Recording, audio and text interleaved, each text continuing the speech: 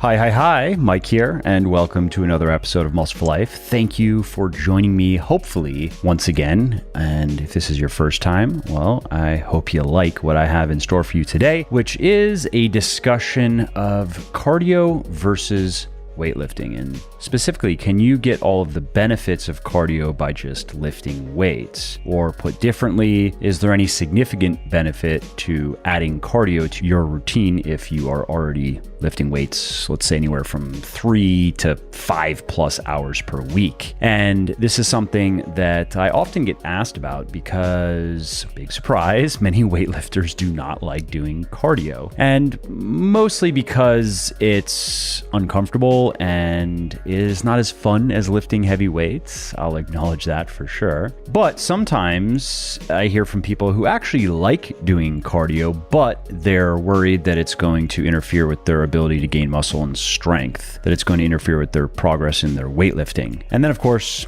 there are people who say it's too boring and too pointless. Well, in this episode, I'm going to share with you my take on this as well as what I do personally, because you have probably heard about the health benefits of cardio. You probably know that research shows it can lower blood pressure and bad cholesterol and improve blood flow and arterial health. But you've probably also heard that weightlifting can do the same thing. And that's true to a point. And of course, that's something we will get into in detail in this podcast. And then something else that we'll talk about is the claim that you can just modify your weightlifting to more closely resemble cardio and then really just get the best of both worlds. You can gain muscle and strength and improve your cardiovascular endurance and reap any additional benefits that cardio might have. But as you will learn in this podcast, that's not the best way to go about it. There is a better way to approach strength training and cardiovascular training. Now, before we get to the show, if you like what I'm doing here on the podcast and elsewhere, and if you want to help me help more people get into the best shape of their lives, please consider picking up one of my best-selling health and fitness books. I have Bigger, Leaner, Stronger for men, Thinner, Leaner, Stronger for women. I have a flexible dieting cookbook called The Shredded Chef, as well as a 100% practical, hands-on blueprint for personal transformation called The Little Black Book of Workout Motivation. These books have sold well over 1 million copies and have helped thousands of people build their best body ever. And you can find them on all major online retailers like Amazon, Audible, iTunes, Kobo, and Google Play, as well as in select Barnes & Noble stores. So again, that's Bigger, Leaner, Stronger for men, Thinner, Leaner, Stronger for women, The Shredded Chef, and The Little Black Book of Workout Motivation. Oh, and I should also mention that you can get any of my audiobooks for free when you sign up for an Audible account, which is the perfect way to make those little pockets of downtime like commuting, meal prepping, dog walking, and cleaning a bit more interesting, entertaining, and productive. And if you want to take Audible up on that offer and get one of my audiobooks for free, just go to legionathletics.com/audible and it'll forward you over, and then you can sign up for your account. So let's start this discussion with the 3 biggest scientifically proven benefits of cardio, because it definitely has its upsides. It's not going to benefit your body composition in the same way as strength training, but it will, as you could guess by the name of it, improve your cardiovascular health, and it can also improve just your health in general as well as your longevity in several different ways. And just to be clear, by cardio, I'm talking about any kind of exercise that involves maintaining an elevated heart rate for more than a few minutes at a time. A more accurate term would be endurance training or aerobic exercise, but I'll just call it cardio in the podcast to keep things simple. So I'm talking about running and swimming, cycling, rowing, playing different sports where you run around a lot like basketball, soccer, or even ping pong, even table tennis, brisk walking and so forth. All of those things qualify as cardio. So as for benefits, the first big benefit that cardio can provide you is it burns a lot of calories, and it can burn a lot more calories per minute or per hour than weightlifting. And this, of course, is why many people do cardio to lose weight. And it can certainly help by just allowing you to create that calorie deficit that drives weight loss. Now, you've probably heard in the last year or two that exercise actually doesn't work for losing weight. It doesn't help you lose weight, and particularly cardio. That's usually what they're talking about. But sometimes people even say strength training doesn't help you lose weight, which actually can be true, of course, because strength training helps you gain muscle, which adds weight, but it definitely can help you lose fat. But that's a different discussion. We'll stay on track here. And anyway, this claim that cardio or exercise of any kind is terrible for losing weight or even losing fat in particular and just doesn't work, that's just contrarian clickbait nonsense that doctors, journalists, and fitness gurus are using to get clicks and get people to buy their things. Because while it's true that if you exercise a lot without also managing your calorie intake properly, without making sure you're in a calorie deficit, you're not going to lose any weight to speak of. Yes, that's true. But of course, that's not how it is described. That's not how these people are pitching their solution, which usually comes down to restrictive dieting or taking special supplements or doing very specific types of exercises and so forth. So basically, these people are throwing the baby out with the bathwater by saying that exercise is just useless for weight loss under all circumstances, because if you know how to maintain a calorie deficit, then exercising will help you lose fat a lot faster. And if you're also training your muscles, it'll help you improve your body composition even more by either adding muscle. If you're new to resistance training while you're in a calorie deficit, you can gain muscle while in a calorie deficit if you're new, or minimally, it'll help you just maintain the muscle you have if you're a more experienced weightlifter. What's more, you'll find that when you know what you're doing, when you're restricting your calories, let's say aggressively, but not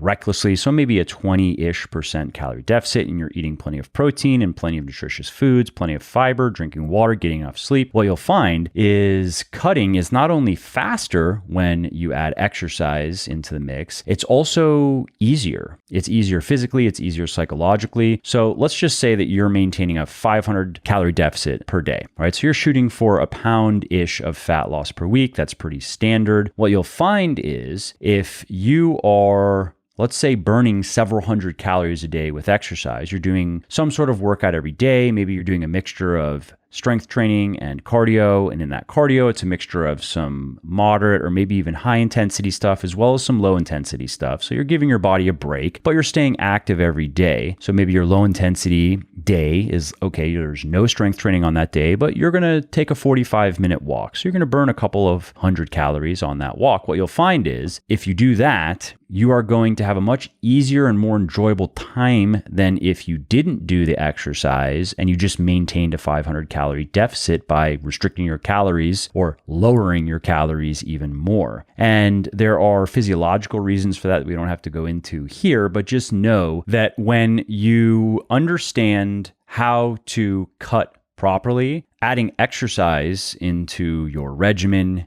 makes it easier to lose fat faster and more enjoyable. Now, a common claim made against the usefulness of cardio in the context of weight loss is that it doesn't really burn that many calories. It doesn't burn enough calories to matter, because all it takes is an apple, for example, and you've eaten all the calories back from your cardio workout. And yeah, maybe that's true of a short, very light cardio workout. Like if you go walk your dog for 20 minutes, you're not going to burn very many calories. But what if you're willing to work a bit harder than that? Let's say you were to go on a moderately difficult bike ride or a run, let's say, or a hike or whatever, but one where you could have a discussion, but it's going to be in shorter sentences and you're going to have to stop to catch your breath and your heart's going to be pumping. It's not an all-out, I'm going to throw up type of intensity, but it's tough. Well, that type of exercise actually burns a lot more calories than many people realize, and many weight loss gurus would like to admit, I guess. And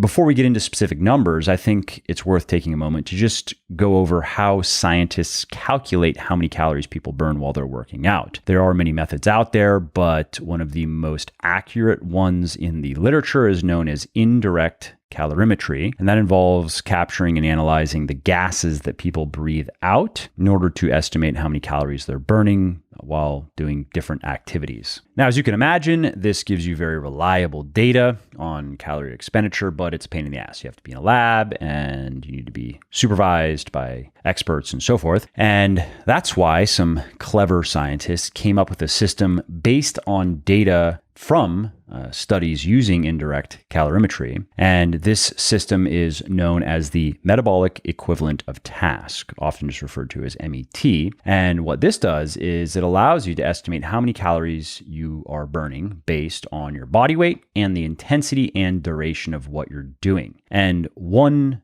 MET, I'll just call it a MET. One MET represents how much energy you burn per kilogram of body weight per minute at rest. So that's the baseline. Your weight in kilograms and the duration of time at rest. And once you know how many METs you burn during an activity, you can plug in your body weight and the duration in hours to see how many calories you're burning during an activity. And if you want to find the MET scores of a wide variety of activities, just look up the Compendium of Physical Activities Tracking Guide. You can find that online, and it has all kinds of stuff in there. And here are a few examples. So sleeping gets a score of 0.9. So that's the MET value of sleeping. Typing at your desk gets 1.8. Walking at a slow pace across flat terrain gets a 2. Cycling at a leisurely pace, that's about 10 miles an hour, gets a 4. Intense weightlifting, powerlifting or bodybuilding, bigger, leaner, stronger, for example, or thinner, leaner, stronger, that gets a 6, and so on. Now, what you can do is you can take those MET values and then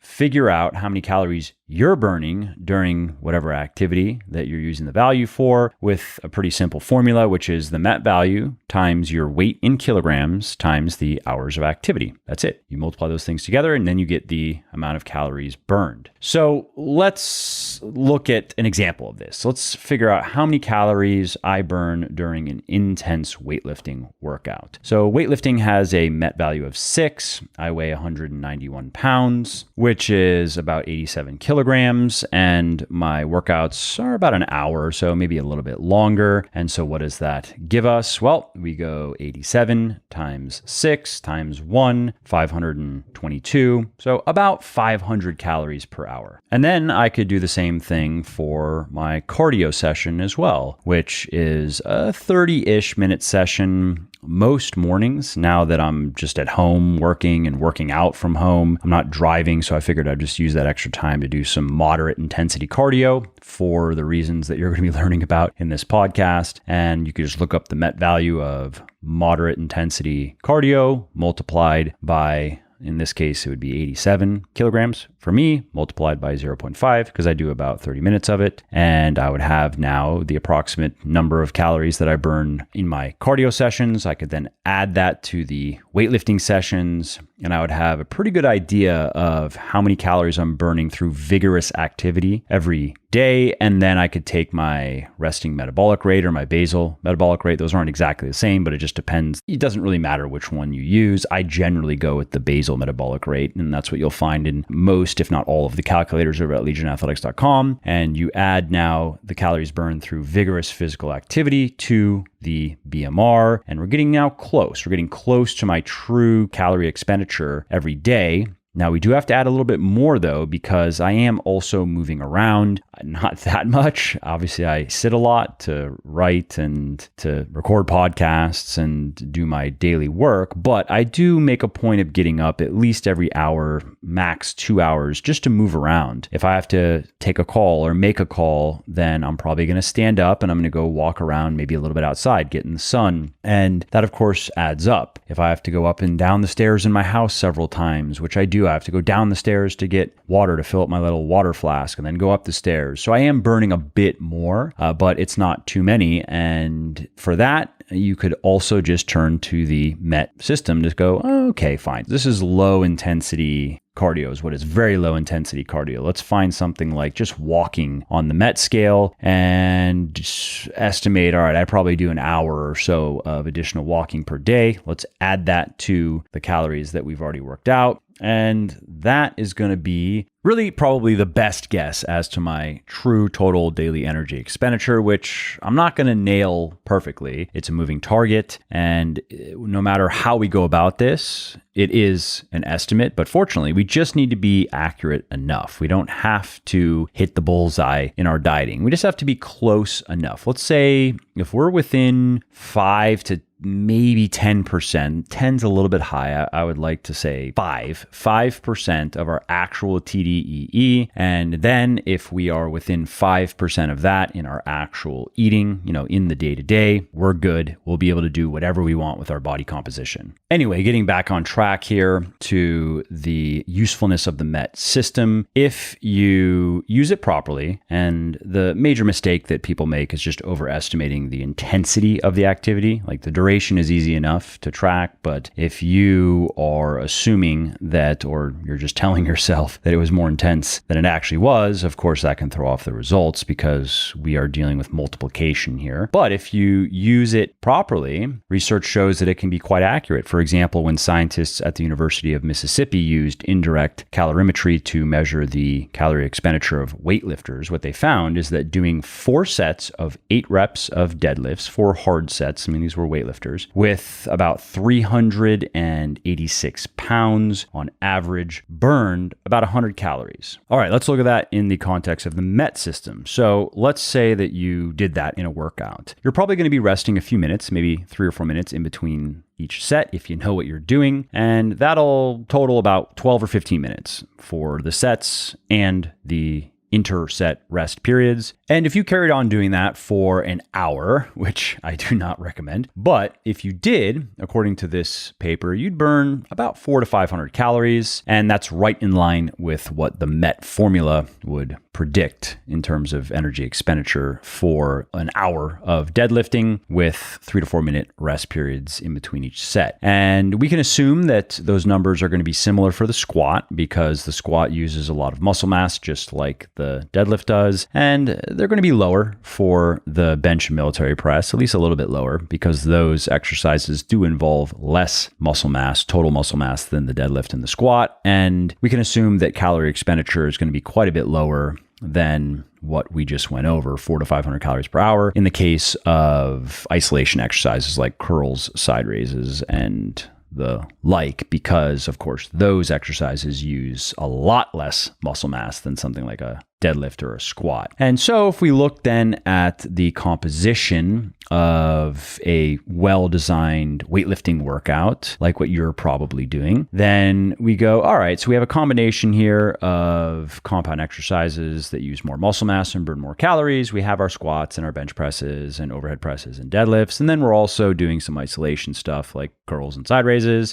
So a fair estimate would be 300 to 600 calories burned per hour, depending on body weight. Because of course, if you have a 100-pound woman doing an intense weightlifting workout, she's going to burn a lot fewer calories. Unfortunately for the 100-pound women out there, they're burning a lot fewer calories than a 200-pound guy. And that falls right in line with the MET system and its predictions, which again assigns a value of 6 to weightlifting. So if weightlifting is a 6, and if that seems like an accurate value, which I think it is, let's look at the MET values of different types of cardio and see how they compare. So we have bicycling at a leisurely pace, about 10 miles an hour. If you remember, that was a 4. And we have running at a moderate pace. So let's say 10-minute miles or so. That's a 9.8. And then running at a fast pace, so if you're doing, let's say, about 7-minute miles, that's pretty fast. That's a 12.3. And then we have cycling at a fast pace. So that'd be a 16 to maybe 19 mile per hour cycle ride. That is a 12. Playing basketball at a moderate intensity, so let's say doing drills or scrimmaging, that's a 6.5. Doing a Stairmaster at an intense pace where you're really working up a sweat, that's about a 9. And so as you can see, that's a lot of calories. That's a lot of calorie expenditure. So let's use myself as an example again. The leisurely biking, that is about 350 calories an hour. The running at a moderate pace, so that 10-minute mile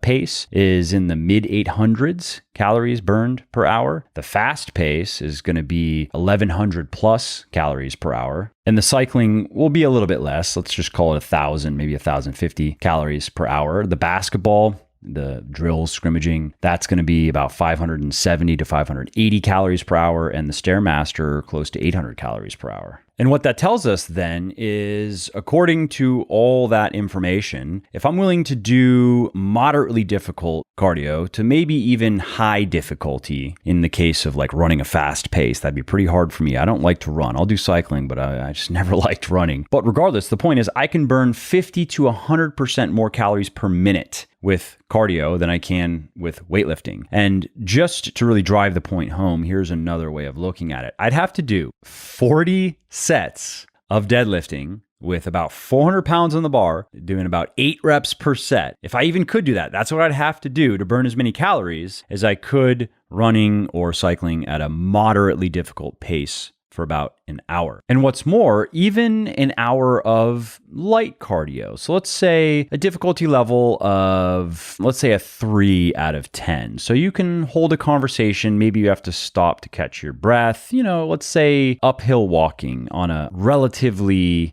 low incline, something like that, or light hiking. That type of activity, which causes no muscle damage and doesn't cut into your recovery from your strength training whatsoever, and in fact may even enhance your recovery from your strength training, will burn in an hour about the same amount of calories as a grueling 40-set deadlift session. Okay, so the key takeaway here is the claim that cardio just doesn't really burn that many calories no matter what you do, and that weightlifting burns many more is basically fake news. If you are willing to work moderately hard in your cardio workouts in terms of intensity and duration, you can burn a lot of calories. So much so that it can be the difference between continuing to lose fat and not, especially if you've been cutting for a while and you can no longer drop your calories anymore without running into major problems. That basically leaves adding cardio to continue losing fat. And fortunately, it is very effective if you're willing to work hard enough in those workouts. All right, let's move on and talk about cardio versus weightlifting for cardiovascular health, because as the name suggests, cardio workouts probably improve your cardiovascular health, right? And yes, they do. They can dramatically improve your heart health. But weightlifting can as well. And recent research indicates that you can get many of the same cardiovascular benefits of cardio by just lifting weights. So which should you do? Well, my answer is both. What I do, what I've been doing for a long time, and what I recommend in my books and articles and so forth. And there are a few reasons. The first one is a combination of cardio and weightlifting has been shown in research to be better for lowering blood pressure than just cardio or weightlifting alone. The second point is that doing cardio and weightlifting together in an exercise regimen is also better for improving cholesterol levels than just doing cardio or weightlifting alone. The third point is the same effect has been seen with lowering LDL, or bad as it's generally referred to. It's not that simple, but you don't want high levels of LDL cholesterol. That's definitely true. So the combination of cardio and weightlifting has been shown to be better for lowering LDL cholesterol levels and raising HDL cholesterol levels. That's the quote unquote good cholesterol. And the fourth point is research shows that cardio increases capillary density and blood flow more than weightlifting. And the fifth and final point is cardio enhances arterial health more than weightlifting. So let's briefly talk about each of these points just so you understand really what they mean for your body. Let's talk about the blood pressure point first. So high blood pressure, also referred to as hypertension, significantly increases the risk of a whole host of diseases. And scientists have known for some time now, there's research going back to the 60s on this, that people who do cardio regularly are less likely to develop high blood pressure. And since the 60s, pretty much every major meta-analysis on the topic has found the same thing. When you do cardio consistently, your blood pressure drops significantly. And this is true of lower intensity cardio, longer duration cardio, as well as higher intensity and shorter duration stuff. So the bottom line is, if you want to have healthy blood pressure levels, cardio is going to help, period. Now, what about weightlifting? Well, research shows that it too can reduce blood pressure quite a bit, and in some cases about as much as cardio. But studies have shown that the best way to lower blood pressure when it's too high is to do both. To lift weights, train your muscles really is the point through some sort of resistance training. It doesn't have to be weightlifting. It could be using machines, for example. It could even be body weight stuff if you're new to it, but training your muscles and doing cardio. So a good example of this comes from a study conducted by scientists at the University of Illinois. And what they did is, the researchers, they divided 69 overweight, sedentary, middle-aged, and elderly men and women with high blood pressure into 4 groups. So group 1 lifted weights for an hour, 3 days per week. Group 2 did cardio for an hour, 3 days per week. Group 3 did 30 minutes of cardio and 30 minutes of weightlifting, 3 days per week. So still just an hour of exercise. And the 4th group did no exercise of any kind. That was the control group. And the researchers, they took a variety of measurements, including blood pressure, resting heart rate, body mass index, BMI, body composition, VO2 max, which is a good proxy for aerobic fitness, as well as bench and leg press 1 rep max readings, 1RMs, before and after the study. The researchers also coached all of the participants on healthy eating habits and had them track their food intake for 3 days at the beginning and at the end of the study. And after 8 weeks, what the scientists found is the only group that experienced a significant decrease in blood pressure was group 3, the one that had the people doing the cardio and the weightlifting. So the weightlifting only group did not experience any statistically significant drop in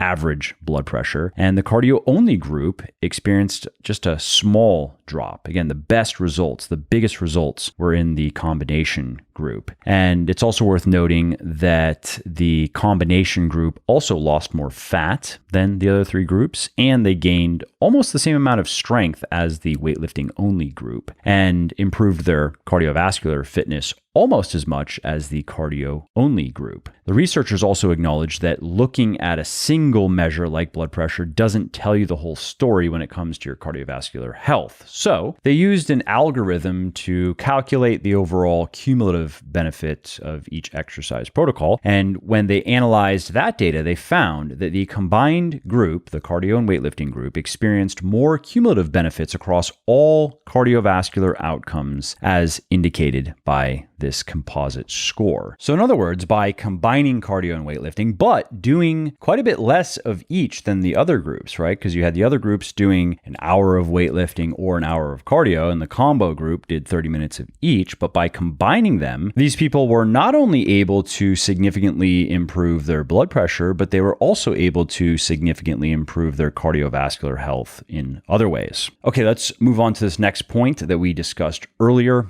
which is cholesterol and the power of cardio plus weightlifting to improve cholesterol levels. And I mentioned this earlier, but just to quickly recap, when we're talking about cholesterol levels, or when your doctor talks about cholesterol levels, what we're looking at is total cholesterol, HDL, and LDL. And while you generally want your total cholesterol levels to be below around 200 milligrams per deciliter or so, mg/dl if you've seen that. Doctors will also look at your ratio of HDL to LDL and sometimes your total to HDL ratio as well, which some studies have suggested is even more important as far as heart health than your total cholesterol levels. Now, I mentioned earlier that LDL cholesterol is generally referred to as the bad cholesterol. And in case you're wondering, LDL stands for low density lipoprotein and HDL high density lipoprotein. And a lipoprotein is a protein. It's a substance that combines with and transports fats and other substances in the blood. It transports cholesterol, for example. And so anyway, LDL cholesterol, generally considered bad. HDL,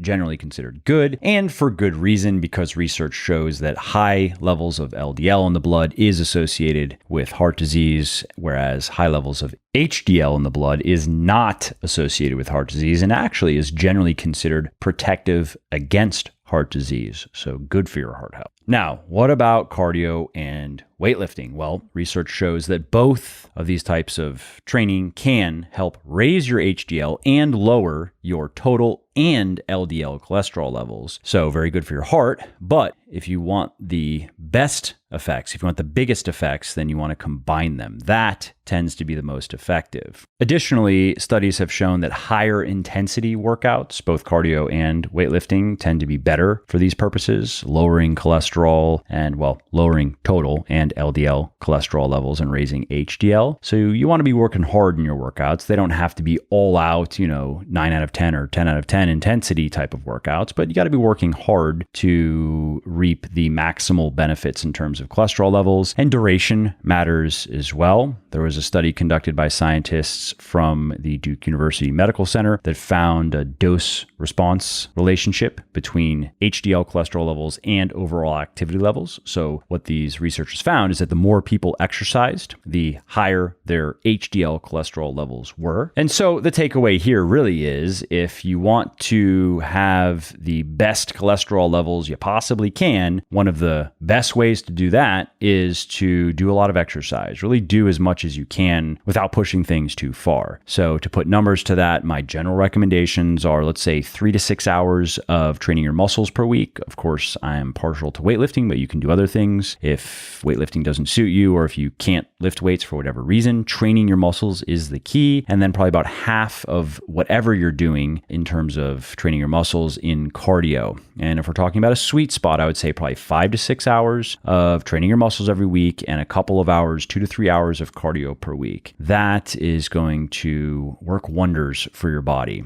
for your heart health, and for pretty much every important physiological process in your body. And every organ, just everything is going to run better if you do that.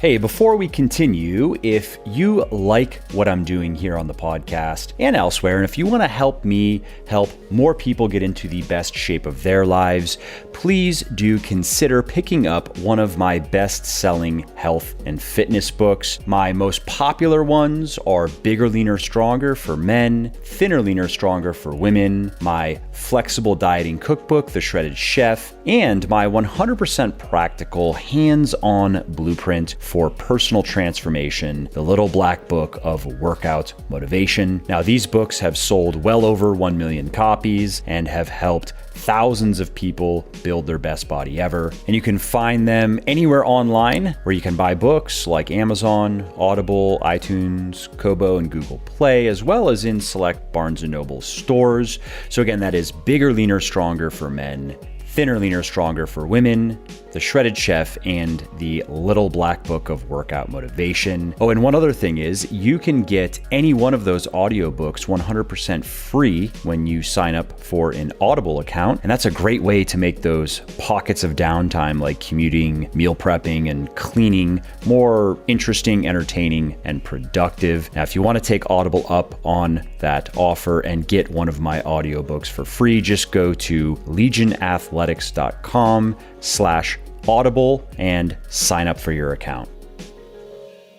Okay, next up on the list of benefits that I shared with you earlier is capillary density, and that cardio increases this more than weightlifting. So what am I talking about? Well, capillaries are microscopic blood vessels in your body, and they deliver oxygen and nutrients and hormones and other compounds, other stuff to cells everywhere in the body. Now, as you can imagine, capillary health and density are strong indicators of overall health and fitness, and a decrease in capillary health and density is associated with high blood pressure, diabetes, and even a decline in brain function, because of course blood flow is vital for everything that needs to happen with our body. And there is very little research on how weightlifting affects capillary density, but scientists have known for decades now that cardio can benefit us greatly in this regard. For example, in a study that was conducted by scientists at the University of Birmingham, the researchers, they divided 16 21-year-old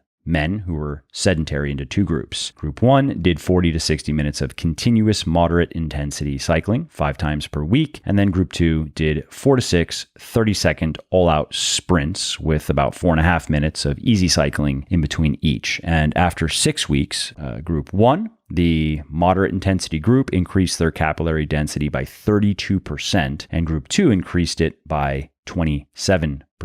Major improvements over a short period of time, just 6 weeks. And many other studies have found the same thing. There's no question, cardio is good for capillary health and density. And unfortunately, as I mentioned, there isn't much research on how weightlifting can impact capillary density and health, but the data that we do have is not very impressive. For example, scientists at Liverpool John Moores University found that lifting weights 3 times per week for 6 weeks did not improve capillary density at all in men who were very similar to those who participated in the cardio study. So these were 20-year-old sedentary men. All right, next up is arterial health. And this is a biggie because doctors have been saying for a long time that we are as old as our arteries. And that's why arterial health is regarded as one of the best barometers of our general cardiovascular health. And a blocked artery, heart attack, is still the most common cause of death among American men. And one of the main signs of a healthy artery is its ability to expand and contract as blood flow increases and then decreases. And so when the heart is pumping more blood throughout the body, we want the arteries to widen and allow the blood to pass through faster. And when the heart is pumping less blood, we want our arteries to constrict. Now, what can happen though is due to various causes. It could be unhealthy living. It could be just getting older. It could be some sort of disease. Our arteries can become too stiff.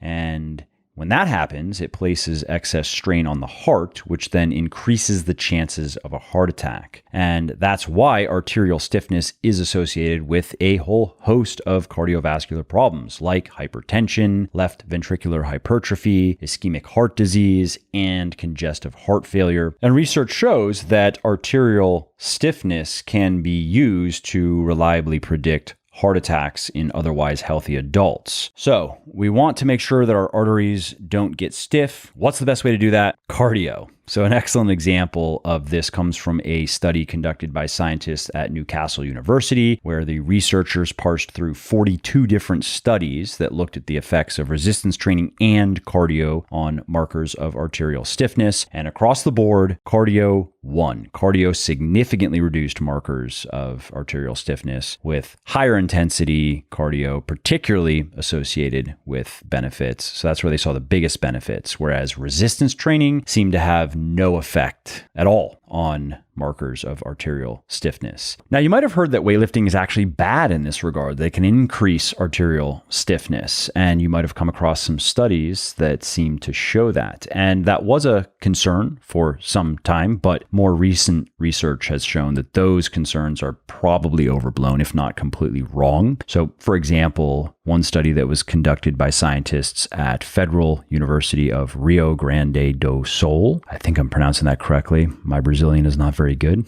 The researchers pointed out that although weightlifting may worsen some markers of arterial health, it definitely improves others, and it still tends to improve blood flow and reduce blood pressure. So what we might be looking at here is a kind of false positive type of situation where weightlifting, the results look quote unquote bad on tests of just arterial stiffness, but when you look at the overall effect on your cardiovascular system, it's good. And other studies, it's worth noting, have also found that resistance training does not negatively affect arterial stiffness. Now, regardless of where weightlifting falls ultimately in the scheme of arterial stiffness, here's what we do know. If there are any negative side effects of just weightlifting by itself on arterial stiffness, they are definitely eliminated if you also just do cardio. For example, a study conducted by scientists at the National Institute of Health and Nutrition in Japan found that adding cardio to a weightlifting program completely wiped out the increase in arterial stiffness that occurred in the people who were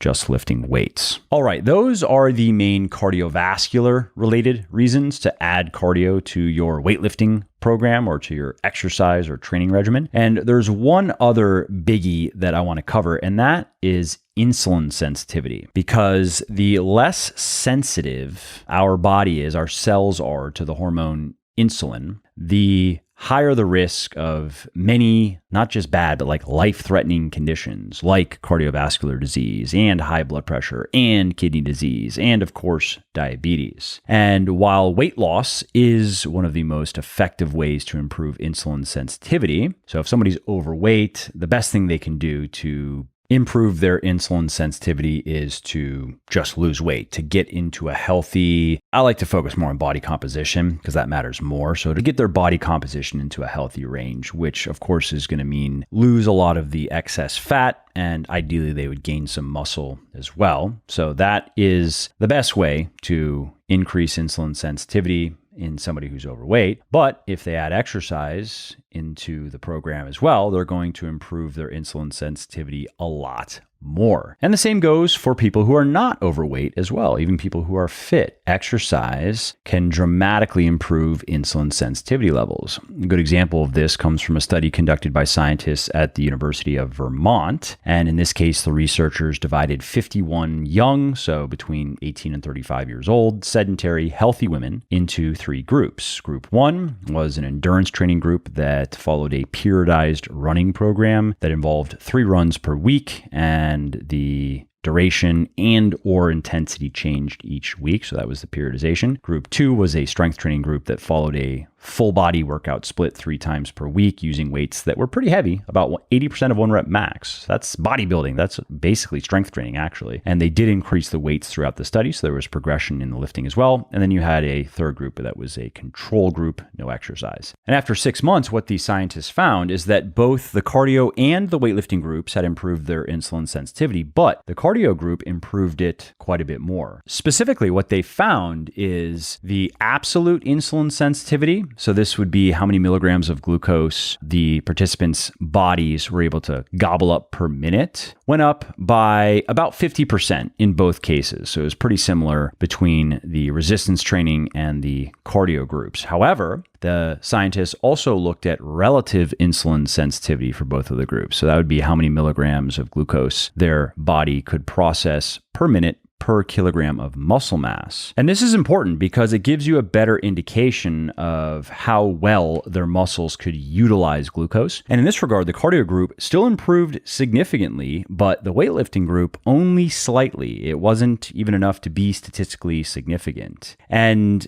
this is an important point. So I want to go into a little bit more detail here, because one of the ways your body processes glucose, and this is also synonymously referred to as blood sugar, right? Is that your body pulls it out of the bloodstream and then it packages it into molecules of glycogen and then stores it in the muscles and the liver. And the more muscle you have, the more glycogen you're able to store, and the more glucose then you can pull out of your blood. And that, of course, helps you maintain healthy blood glucose levels. And in this study that we just discussed, the weightlifting group gained about 4 pounds of muscle, whereas the cardio group gained none, which means that the weightlifting group ended the study with a larger bank, so to speak, for their glucose that their body could store glucose in. And that's good, of course, and that's part of why the weightlifters did experience an improvement in insulin sensitivity. However, that's interesting because the cardio group did not gain muscle, but got significantly more efficient at processing glucose, whereas the people who were lifting weights didn't seem to get more efficient at all. They just had a bit more muscle, which allowed them to process a bit more glucose. So you can think of it this way. Insulin sensitivity is kind of like a gas mileage for your car. You want to get as much mileage, you want to get as much glucose storing ability, glucose processing ability out of every drop of insulin that your body has to produce as you can. And in the study we just discussed, the weightlifting gave the participants a bigger gas tank, right? So that's more muscle mass in which they can store glucose, whereas the cardio improved their mileage. It made their muscles run more efficiently and suck up more glucose with less insulin. And another interesting point in this study is researchers saw these improvements without any weight loss or fat loss. And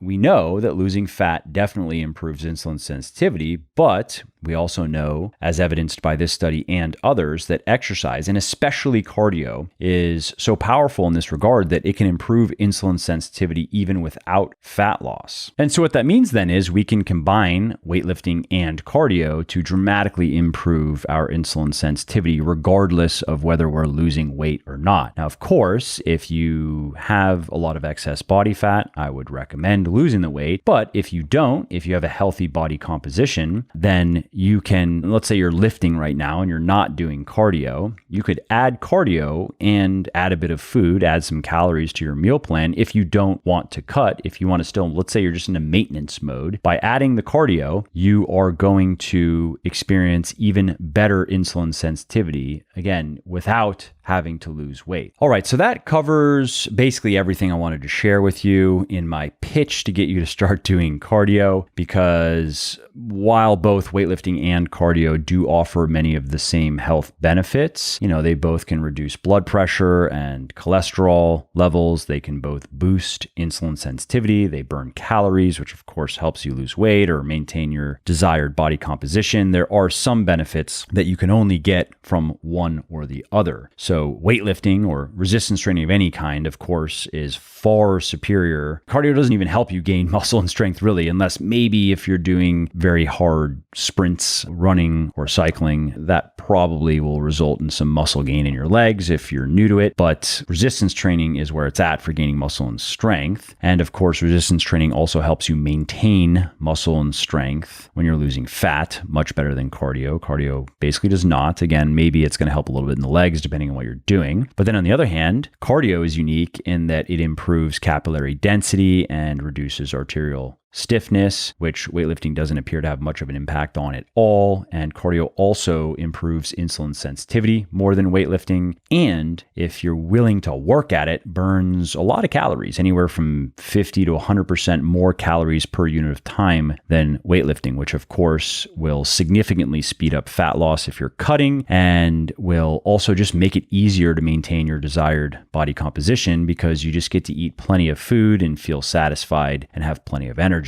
So let's wrap up with a quick little summary of how to best combine cardio and weightlifting. I mentioned this earlier, but I recommend 3 to 6 hours of resistance training, ideally weightlifting per week, and no more than half of the time you're putting into your resistance training of cardio per week. So if you're doing 5 to 6 hours of weightlifting per week, no more than, let's say, 2 to 3 hours of cardio per week. And in terms of what types of cardio, I recommend a combination of cardio, low intensity, moderate, and high intensity. If you really want to reap the maximum benefits that cardio has to offer, you would do a combination. Don't just do high intensity stuff if you're one of those types of people who really likes to push the envelope, because while you certainly can burn a lot of calories with HIIT, and there certainly are plenty of health benefits, it also is tough on the body. And if you do too much of it, it will cut into your recovery from your strength training workouts. It will start to interfere with your progress in your strength training. And that really should be your priority, is getting stronger over time, increasing your whole body strength over time. That should be 80% of your focus in your exercise, really should be that. And then you supplement that with cardio. So to be specific, let's say up to 2 low-intensity cardio workouts per week, up to, let's say, 45 minutes per session, as well as 1 moderate-intensity cardio session per week, maybe up to 45 minutes as well as 1 high-intensity session per week, which I would limit to probably 20 or 25 minutes. And I would not do any sort of high-impact activity in that HIIT session. I wouldn't do it for the moderate either, but I really would not recommend it for the HIIT. So don't go run sprints on the asphalt, because that is going to blow your legs up. It's going to blow your hip flexors up. I've been there myself. And eventually, again, with your squatting, your deadlifting, and your high-impact, high-intensity cardio, your lower body is going to suffer. And if you're wondering what is low intensity exactly? What is moderate intensity? Let's say that on a scale of 1 to 10, low intensity is like a 1 to a 3. So it tops out at the level of exertion where you can have a conversation, but you have to stop to catch your breath. You can't speak like I'm speaking right now with no exertion whatsoever. So we're talking about, outside going for a brisk walk, a light cycling session, about 10 miles an hour or so. It could be rowing, it could be hiking, whatever, but using the talk test is actually a pretty accurate way to understand how hard you're working. And then when you get into the moderate intensity range, let's say it's like a 4 to a 7 out of 10, and that tops out at where you can't really have an ongoing conversation. You can speak in short sentences, but you have to stop and catch your breath regularly. And then with high intensity stuff, there is no talking. You're just trying to make it through. You're just looking forward to your rest interval, and you certainly cannot have a conversation. All right. Well, that is it. That's everything. I hope you found this podcast helpful, and I hope to be able to speak to you in the next episode. All right, well, that's it for today's episode. I hope you found it interesting and helpful. And if you did, and you don't mind doing me a favor, could you please leave a quick review for the podcast on iTunes or wherever you are listening from? Because those reviews not only convince people that they should check out the show, they also increase the search visibility and help more people find their way to me and to the podcast and learn how to build their best body ever as well. And of course, if you want to be notified when the next episode goes live, then simply subscribe to the podcast in whatever app you're using to listen, and you will not miss out on any of the new stuff that I have coming. And last, if you didn't like something about the show, then definitely shoot me an email at mike@muscleforlife.com and share your thoughts. Let me know how you think I could do this better. I read every email myself, and I'm always looking for constructive feedback. All right, thanks again for listening to this episode, and I hope to hear from you soon.